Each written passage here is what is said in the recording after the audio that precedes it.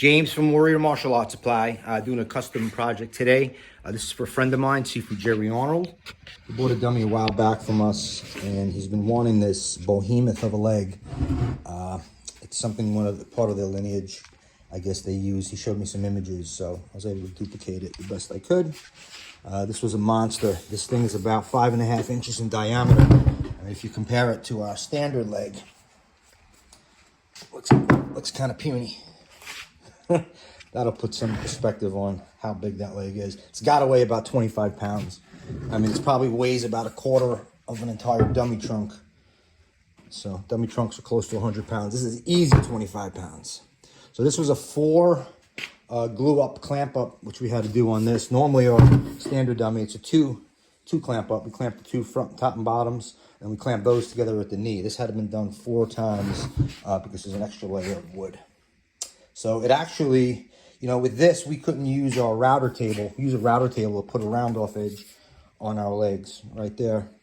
But with this, it's just too big. It was too big of a radius. So I had to trace the can on a piece of paper and use that. And I had to do this the way we used to make our dummies in the past. I didn't have, when I first started, like 19 years ago, I didn't have that big ass lathe.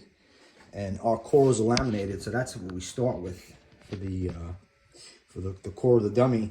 And what we did back then before I had that lathe was I traced a circle on a template and I put it top and bottom of the core when it was in that phase.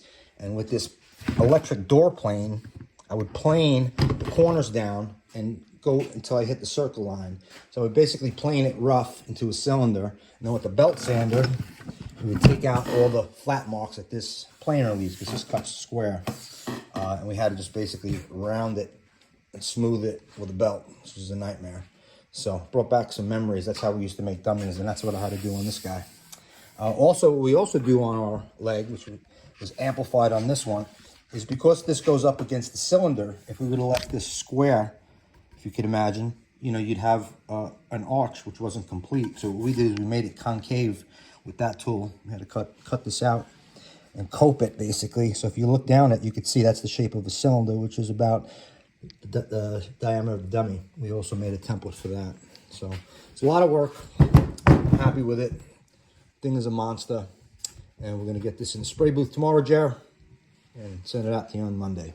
Okay, warriormartialartsupply.com.